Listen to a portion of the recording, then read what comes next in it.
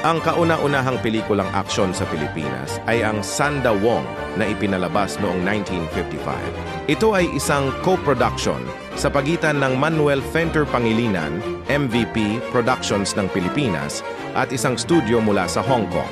Bagamat may mga pelikulang may elemento ng labanan bago pa ito, ang Sanda Wong ang itinuturing na nag-set ng standard para sa action genre dahil sa mga stunts at fight choreography nito.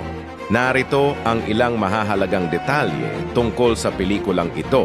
International appeal. Dahil sa kolaborasyon, ang pelikula ay may dalawang bersyon. Tagalog para sa mga Pinoy at Mandarin Cantonese para sa international market.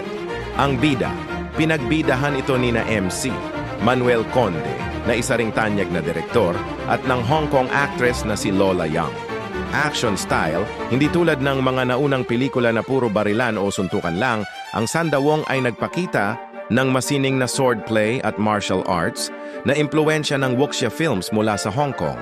Legacy, binuksan nito ang pinto para sa mga sumunod na action fantasy films sa Pilipinas kung saan ang bida ay may kakaibang galing sa pakikipaglaban